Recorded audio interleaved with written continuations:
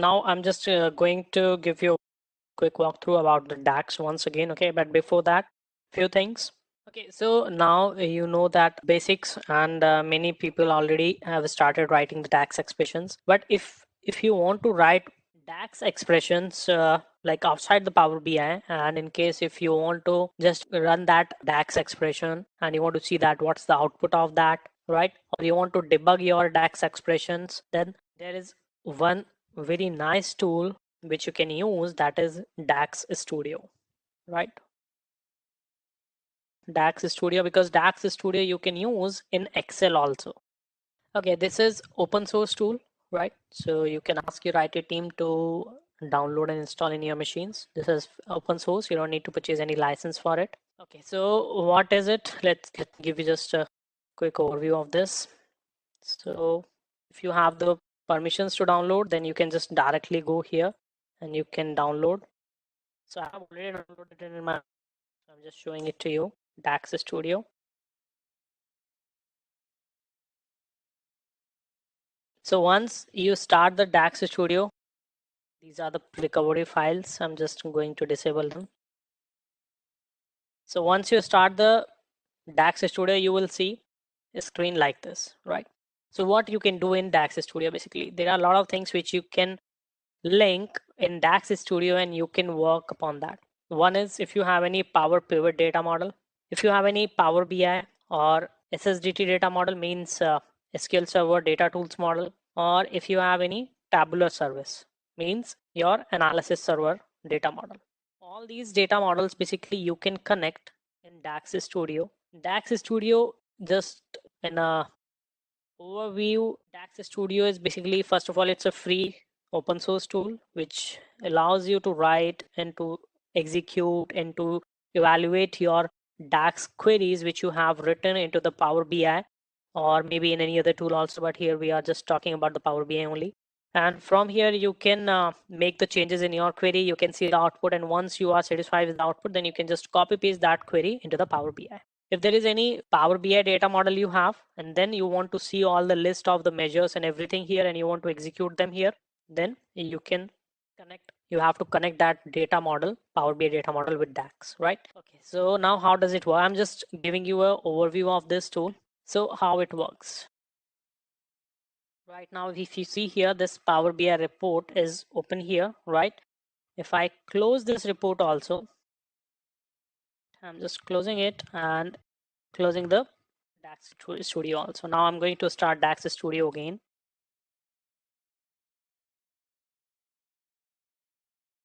So now if you see, there is not any data model right now. So if you want to connect any data model, because generally along with Power BI, how you will use it?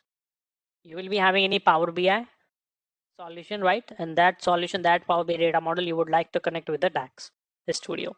So before that, you have to start you have to open any Power BI data model. Once you will open any Power BI data model, it will automatically get the list of all the open Power BI data sets here into the list.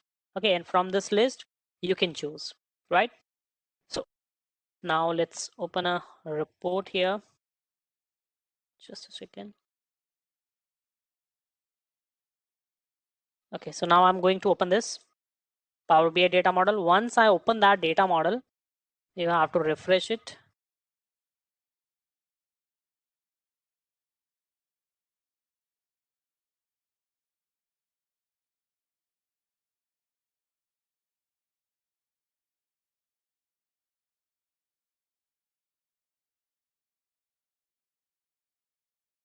You have to open this file in Power BI desktop.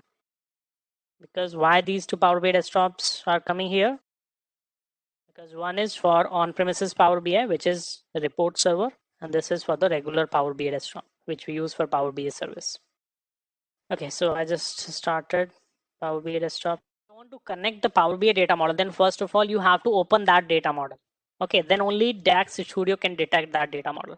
Now, if you see here, you have opened this data model here. If you click on this connect now here you will see your Power BI will automatically get a list of the all open data models here, right? So if you have open 3 files, then you will see here the list of 3 data models, right? So select it, click on connect. Once you connect it, you see here all the tables. And there are some, because see what happens when you create the data models in Power BI. Power BI also creates some temporary and some hidden tables, right? So here you will see all the tables, okay? But actually you created only these three tables: order details, orders, and products. But apart from that, you see there are some other tables which Power BI creates automatically behind the scenes, okay? But you can ignore these tables. Now, for example, in order details, you created some measures, right? So you can see the measures here. Net sales measure is there, profit measure is there. Now, the point is how you evaluate it and how you work it. It's very simple. You can simply drag and drop it. And then you can write here, evaluate net sales, run query. So just a second.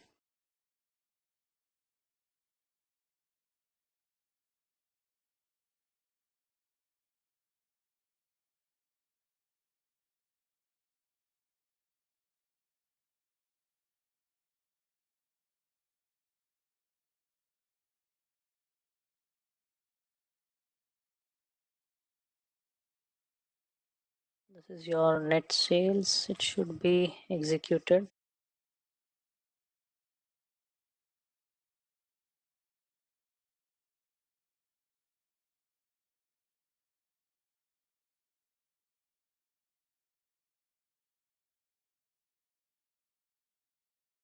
Okay, seems I'm doing something wrong, or maybe the data model could not be connected properly.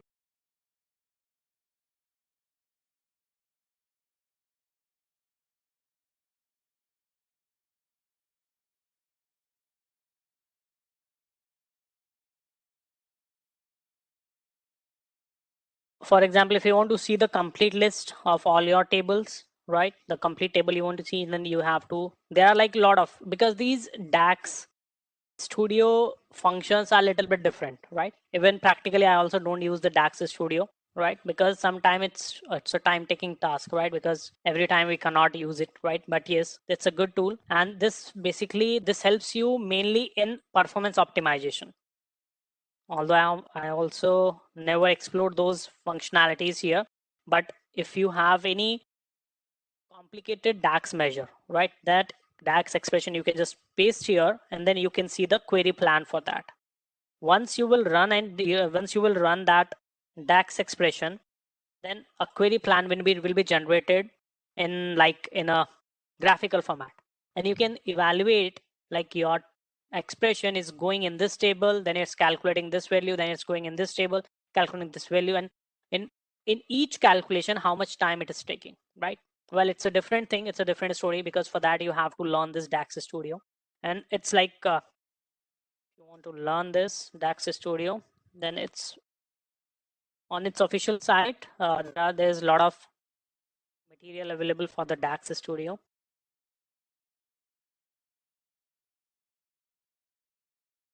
See, the name itself says ultimate tool for working with DAX queries. Generally, the end users or clients use this tool to evaluate or to write their DAX expressions. And the good thing is, like, you can connect the DAX Studio with SQL Server Management Studio also, right? Means you can trace, you can monitor your SQL queries also along with DAX query. DAX query you can evaluate, you can monitor, but you can monitor and you can tune your SQL query also using this tool, right? So here, if you go, and there is, yes, videos.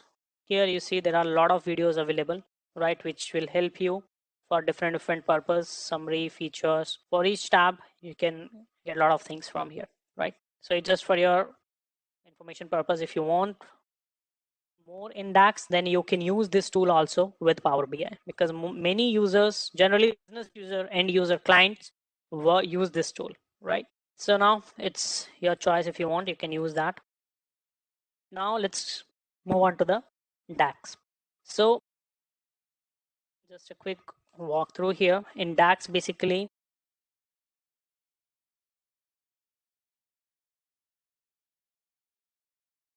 data analysis expression. In DAX, you can create one column, or in Power BI, we call them calculated columns, right? Just to differentiate whether it's a DAX column or it's a default table column, right? So if you are creating any column, then we will call it as a calculated column. Or you can create the measures. You can create the calculated table, And we can create one more thing using DAX and writing your row level security conditions. When you want to write the row level security conditions, you use the DAX expressions. Although there you write very short DAX expressions, but if you want and if it's a requirement, then you can write the complex DAX expressions also in the row level security screen. Let me show you where I'm talking. Under the modeling tab, you see there is manage roles, right? So we create some roles here. To create any role, for example, I want to create a role on the order ID. So here you have to write the DAX expression. This is the screen where you write the DAX expression, right? Although we write very short DAX expressions here, but it's still, right? So using DAX, we can create these four things: calculate columns and measures. Let's discuss first these two. Calculated columns are the physical part of your table, right? And measures are not the physical part on the table. Measures value will be calculated or will be evaluated on the fly, right? That's why measures never increase the size of your data model, while if you create the calculated columns, it will increase size of your data models, right? Okay, so we discussed about these functions, right? And yes, someone asked the question about distinct, right? So I checked that actually that you cannot get it through the distinct function, that you have to get through the summarize function only, because summarize function gives you the flexibility to do the group by also, and along with group by, it do the same work as the distinct. For example, here if you want to pull from your orders table, if you want to pull some distinct, so I'm going to create a new table here.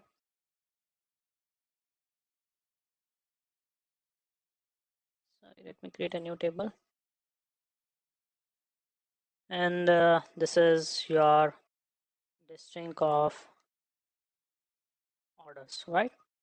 Now here you use the summarize function, right? So summarize function basically helps you to provide the distinct columns also, and along with distinct, it helps you to do a grouping also. If you want to get the distinct, but on distinct you want the aggregated data also, right? So let's say if I want to get the distinct from the orders table and distinct customer IDs, distinct order IDs, right? So if only distinct you want, then that's it. It's enough. Only two columns you will get here with the distinct values, right? If you want, you can add some other columns also here. Let's say ship country. In this way, what you will do basically, you will get the distinct. But along with distinct, if you want the aggregated data also, right? So what you have to do then, you have to write a function, let's say count of orders. Okay, close it. This is the column name. Now you have to pass a expression, a aggregated expression. So that I'm going to use count, and here I'm going to use count of order ID. Press enter. Right. So based on these distinct, now the count of order ID is here, right? So this one is optional here. It's not mandatory. It's optional. If you don't want it, then it will give you the distinct results only. In what cases can we use those add columns command? Yeah, majorly we can use that when we want to create, let's say if we are creating a date column, date table. Okay, in date table, what we do, we create one by one. Like once I get the year, then I create a new column for month, then again for quarter. But if in a single expression, if I want everything, then I can use the add columns and now write your three expressions. So means like you don't need to write three expressions separately in one, you can get that. So creating that table using calendar function, within that we can use the add columns as well. Columns, yes, right. All right, so now I'm just getting to get the new data. So in the one sample database, right? So in that AdventureWorks sample database, there are schemas, right? So there is one schema which is HR. So you can use that. That is sample database. So it means like all of you can work on the same data if you want. I see one question. It's PIC pick unique values. It's pick unique values or all values. It picks unique. Basically, it get all the values and then it provide you the unique, means distinct. It just remove the duplicate values. Okay, so now I'm just going to get a data here from, let's say, localhost, optional.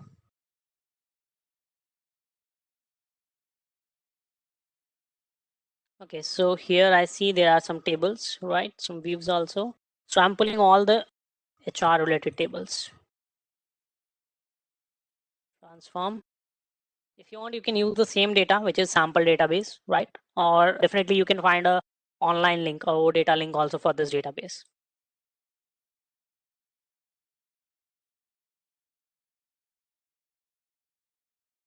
Okay, there are some unnecessary columns which I'm removing.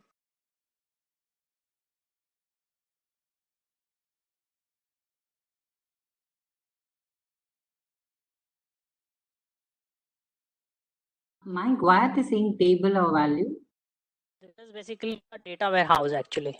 These are having the relationships on Kind of merge source level. queries. Yes, Kind of right. merge queries. Kind of merge query, exactly. But practically you won't get this like this. This is Microsoft database, right?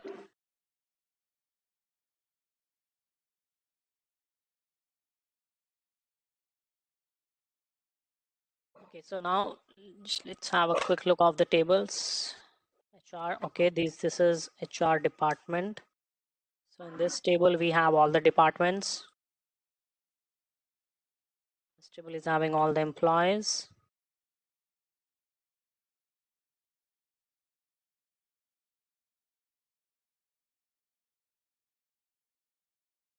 Yeah, this is employee department history.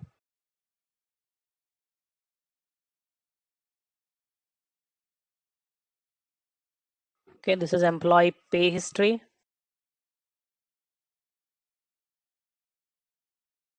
Job candidate. All right, that's it. One question. So in couple of tables where you can see here, for example, resume is a link. Yes. I've seen a few examples where the images also are there as a link. Is there a way we can get these shown on our Power BI desktop? Or let's say, for example, if we want to project an employee who has done the maximum sales, I want to get his picture. Yes, you can do that definitely. See, there are So- multiple ways for them. See, the first thing is like you can put the picture of all those employees in Excel, right? And then you can pull the image from the Excel. The second thing is you can put the images on the SharePoint, and from see the way is like only you need to pull the images. Now it depends on you, like from where you are pulling it, or maybe if you have any website and from any website you want to pull that, that is also possible. But you should have the access of extracting the data or communicating over with that website. So here, if you see one,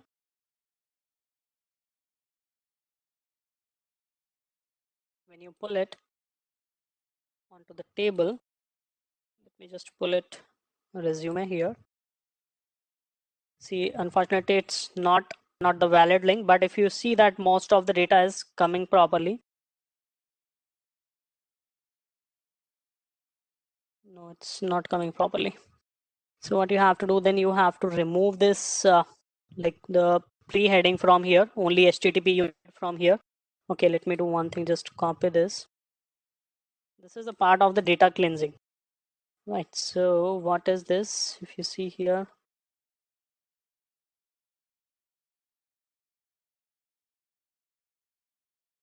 if I try to open it in browser, then let's see what happens.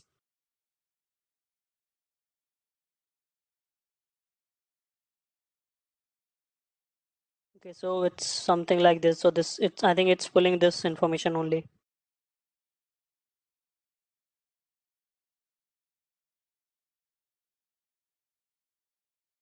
So this one is not the correct, I think, right? But yes, related to one which you are saying, like if you have the images, right? So first of all, you have to put all your images in a SharePoint, right?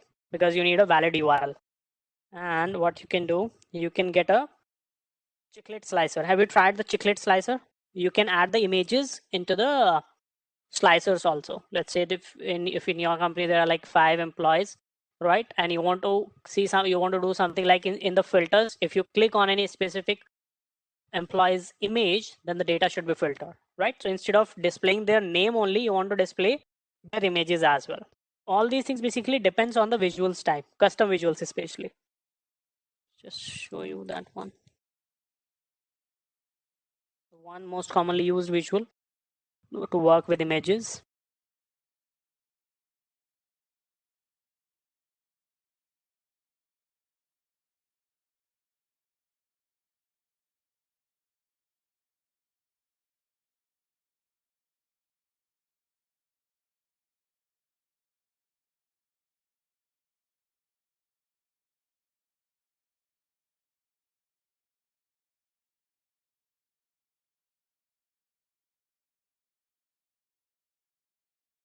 This one, chiclet slicer. So here what you can do basically, let me just show you. See, you can put the images here like this. You add it here. Now you got this image here, chiclet slicer. And in case now if you are having, so first of all, what you have to do, you have to manage all your images in SharePoint. Then each image will be having a URL. It's not mandatory to put it on the SharePoint, or maybe you can get some, let's say this image is having a URL, right? So you can get a link, right? Copy image address, and then you can put this image address in Excel.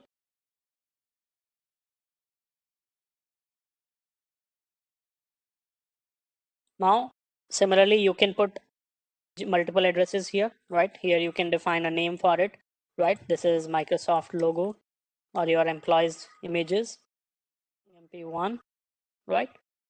Once you save this image, then you will load this data here, and that column, the second column, which is this one, B column, any name you can define for this column, you can pull that column here. Okay, and here you will see the Microsoft logo. So in the same way, like you are having 10 employees, so all those 10 employees images will be displayed here. So this is basically, it's not the behavior, it's not the Power BI related thing, it's this behavior depends on this visual, because this visual allows you to convert your URLs into the images, into the pictures. So those image URL you will have to pull into the image section here. Did you got that? Because right now I don't have any image placed somewhere on the SharePoint, otherwise I can show that, right? But you can try, you can evaluate it. So that order tables, no, I think there is one table called employees that has links of employees pictures. So that's what I was in which database? same Northwind? database that we use for Northwind, yes. So this one I used from the AdventureWorks. Okay, so let me pull that.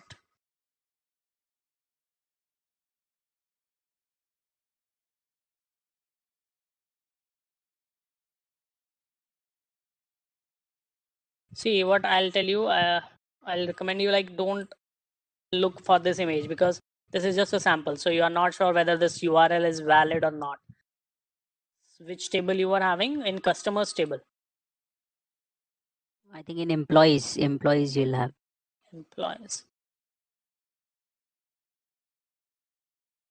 Photo path. Yeah. Okay, so first let's load it. And first let's validate that whether that photo path is valid or not before pulling that. What? Yeah, this one, photo path. Copy this. Let's see whether it's giving me any result or not. See, itself this URL is not valid. Okay, this is just a sample. So you can rely completely on this. It's better that you get all your images, right? And then definitely you will be able to see this. Maybe that's the reason why I could not see images. That the URL itself is not leading to anything. Yes, because it's just a sample, right? It's just a demonstration purpose only, not a valid. Sure. Okay, so let's quickly walk through about onto the time intelligence functions. So first, what is the time intelligence functions? Time intelligence, basically when you want to do a time traveling, right? Like you want to do some analysis, like for this current year, for this current month, and this current month or current year in value you want to compare with the last year or last to last year, right? For such kind of things you have to use the time intelligence functions. Time intelligence functions require few things, right? Some conditions before using the time intelligence functions. Anybody remember?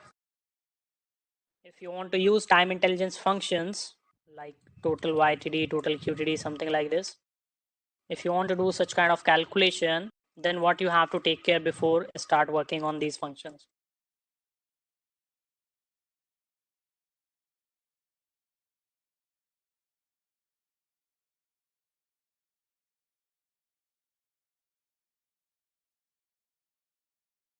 right? So what we need a date table. Although creation of date table is a best practice which you need to create always, right? But if you don't create it in any other calculation or for your simple reporting, then it's not mandatory for that, right? But before using the time intelligence functions, it's mandatory, right? You have a date table, right? The point is why date table is required. When you want to use these functions, time intelligence functions, then these functions required continuous states, right? What is continuous states? Means if you have data in your tables, in your transactional table, right? But let's say for Saturday, Sundays, there is not any transaction. So definitely that date, right? When Saturday, Sunday, there is not any transaction, that date will be missed out from your transactional table. It means you are not having the continuous dates. Yes, definitely you have the data for one date, second, third, fourth, fifth, right? But you will not have the data for 6th and 7th. Why? Because that is Saturday, Sunday. Then you will have data for 8th. So here you are not having the continuous states. These functions requires the continuous states. That's why we need a date table separate. So date table will be having all the dates, whether there is any sale or not, there is any transaction or not, there is any history or entry for that date or not. So that's why we need a date table. So to create the date table, what we need a function which is calendar function. Using the calendar function, we can create a date table. Then here also two things. You can create a static, which is not recommended. You can create a static calendar table, means like you can create a 5 years of calendar or 10 years of calendar, but it's not good way, it's not recommended. You have to create a dynamic using min and max functions. Means start date would be the minimum of your transactional date and end date will be the max of your transactional date. Max will be increased or will be like added a new date every day. So this date table will be adding the new date every day. So let's see it here in Power BI. So first we need to look at which table we are having and what kind of analysis we are going to do. So if I want to show you, so here if we see into the employees pay history, we have business entity ID, right? So what is it?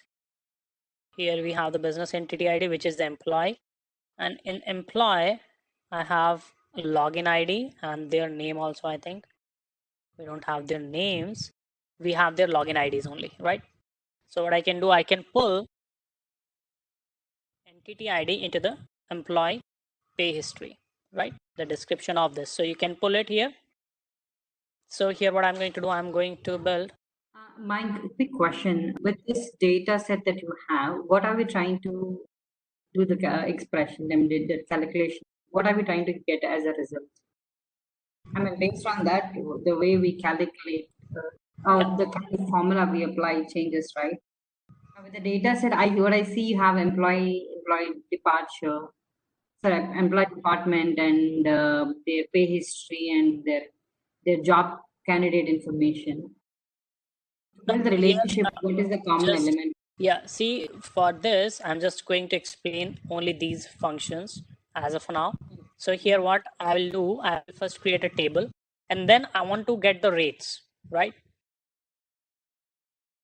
See, this is just a new data set, right? So the point is like what any calculation what we are getting, that's a like different thing. If we know that the concepts, then any column you can pull. So here what I'm going to do, I'm just going to explain that how these function works. Can you just narrate the end result? If we do this, what is that we're going to get from this? Then it makes sense to know how you're applying it. I mean, are you trying to tell us are you trying to get insights of which year has the highest rate of hiring or which year we're spending more money on employees? Is that what you're trying to establish out from this report? From this data, see, I don't use generally this HR data because this is the first time I opened this data, right? To be very clear. I understand. Sorry. Because Right. I So know any information. When Sahil asked you for YTD a month MTD, how do we use that calculation? I think, Sahil, you can always step in. The context behind this is there could be variations, number of employees joining, number of employees leaving, what the gender diversity. I mean, how many employees we have as of today, the month. There's a lot of variations would come into it, and of course, yes, date would definitely have plays a major part in it. So, I just wanted to know if we establish what is that we're trying to achieve, then it helps us understand why you're using this certain formula for this calculation. Okay, so any data set, any information you have, let's say you said like employees something, what you said, employees retention Number of rate or employees something. joined or Okay, number of gender of employees. employees. Okay, number of employees, right? So how you will calculate this number of employees? Basic sum of all your employee IDs, I think. Correct. Not some of employee IDs. ID can be numeric. Count of employees. Here, what you will do, you will just count, okay, employee Yes. IDs. So now what you have, this is, what is this? This is just a measure. Now on this measure, you can play everything, right? So now employees, total number of employees, like current month, like MTD, YTD, or like the total employees, joint total employees within this year, like in the YTD. And if you want to compare it with last year, like L for the last year YTD. So what you will do, you will just use this measure only everywhere, right? Yeah. For that, basically in this table, such kind of data is not there. And even if it is there, I'm not sure like what data it is. Achha, so you, So I mean, yeah, your understanding of data it's important we're aware of what data it is. yeah, but so I this, think data accurate at all. so you can see here higher date is there, right? we Definitely, we take can. a higher date.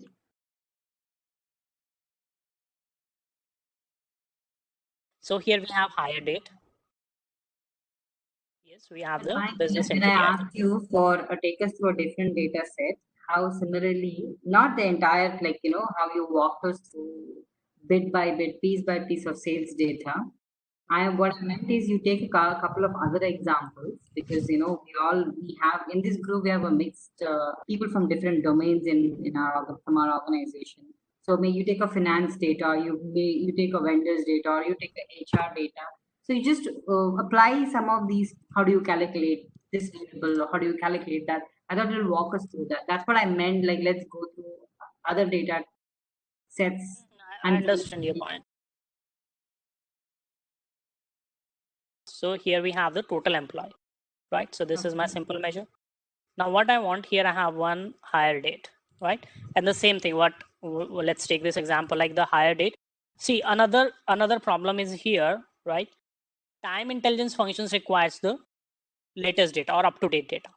So if you see here, we have the data till 2013. You got it? What's my point? We have the data till 2013. When I will use total YTD function, will that work or not? No. Year to date doesn't work because it takes year to date. Yeah, it will look for the 2020 data. Right. So this is another challenge for us. We can't never get the latest data every day. So what we do, we just explain the concept, because the transactional data we cannot use. So now see this function, when you will use in your scenario, you will be having the latest data. Definitely you will be having the up-to-date data in your business, in your scenarios. So here I have this hire date. Using this hire date, I'm going to create a calendar table first. Because if you don't have the latest data, measures will give you the result. But yes, that will not be accurate. That result will not be accurate. Why? Because it's not having the YTD, means current year data. So if you don't have the current year data, then your YTD function, MTD functions are not going to work properly. So this is your date table. And why we are creating date table? Because we need a continuous dates. So using the calendar, here you need a start date and end date, right? So either you can just provide a hard-coded values here, which is not good, not recommended. So what you can do, you can use the min and max functions. So which you want the min date from the hire date column. This is as an end date, yeah, this is month. Then as a end date, you can get the max of hire date, right? So I am having the max of hire date, means like till 2013. But in your case, you will be having your real data. You will be having 2020 data, and next day you will get the latest data. Every day you will get new data in this table. So if you see here, there is our date table, right? Now there are a lot of things which you can do with this date table, but if it is not required, we can skip that, right? So you can create some other columns also here. Now the next thing is there should be a relationship. There should be a relationship with my tables. Employees hire date should be connected with this date. Is it clear why we created this relationship? Because we have the measure of total employees, and that total employee, that employee ID is part of this employees table, because we will filter out everything based on this column, based on this date, not the hire date column, right? So very first thing is what we need. An employees table, let's pull a measure.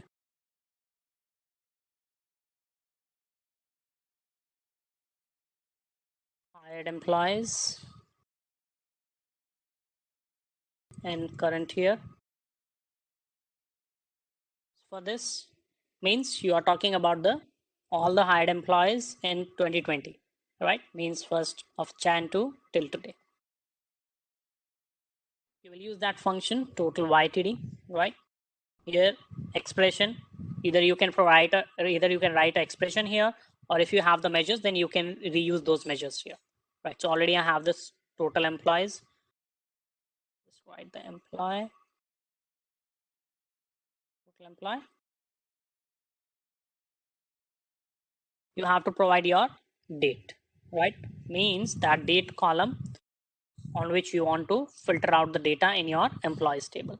So which is inside the date table, I have the date column, right? So which is this one. Select this, close brackets, enter. So here you have this hired employee in current year. Just put it somewhere on a card just to see the numbers, which is giving you the 3. Although this 3 is wrong. Why? Because you don't have any data for 2020 in your table, right? But it is just considering, I think, like 2013 data, right?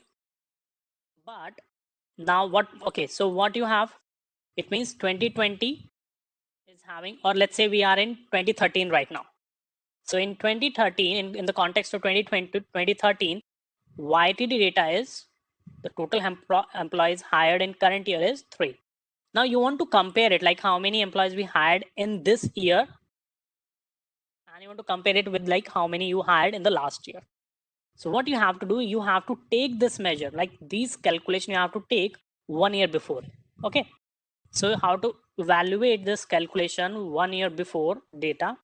You have to use same period last year, right? So what we'll do now, we are not creating any other measure. The same measure we will use. How? Just going here, creating another measure.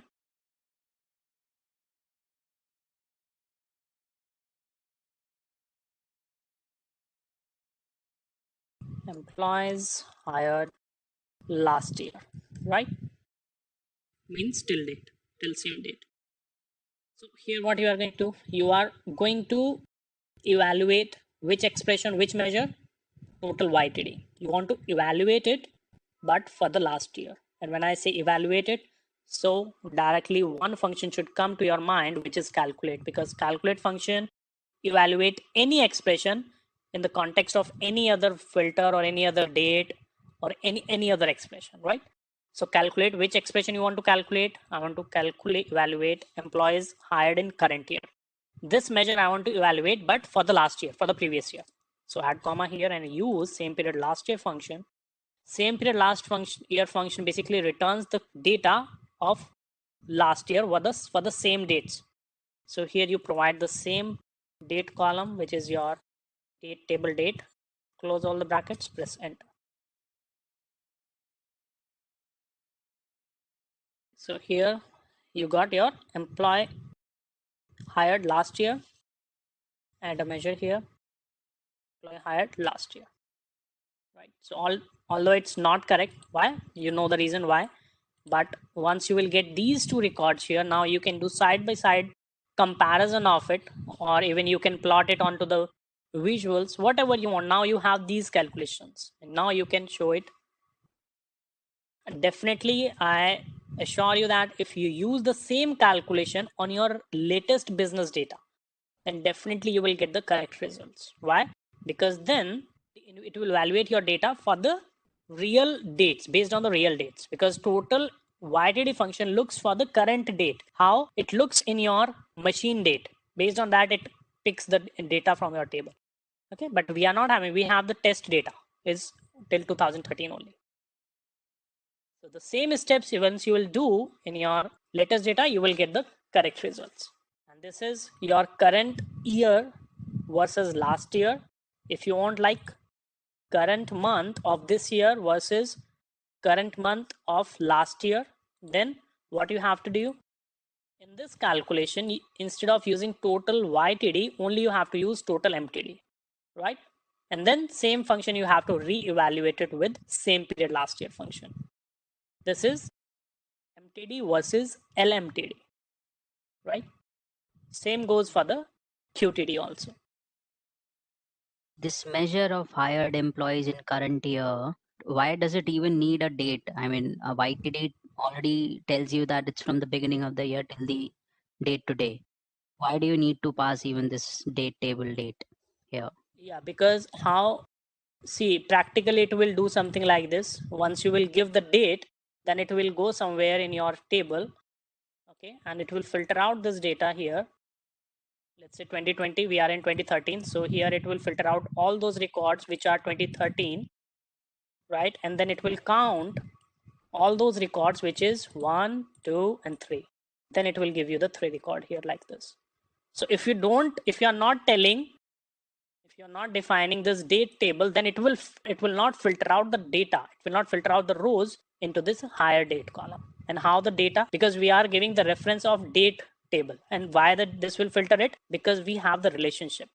We will choose 2013 here, then it will filter only 2013 records in my employees table. Once 2013 records are filtered, then it will count only those filtered records. So if you will not define it, first thing is your function will not work. It will give the error because it requires a parameter, date parameter.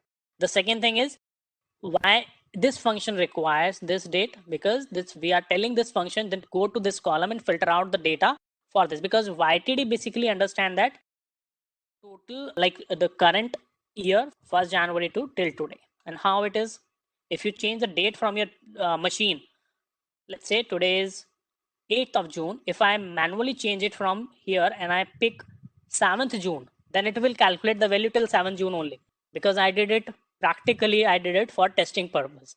So if you want, you can, because it just look for your system date. That's it. Until unless you put it into the Power BI service. When you have the data in Power BI desktop, then it will look the date of your laptop date, right? Of your system date. Once you publish report on the Power BI service, then it will look that date of Microsoft server, cloud servers, in which tenant you have. Let's say if your tenant is in East US, then East US time will be automatically picked. All right. Okay, so that's all.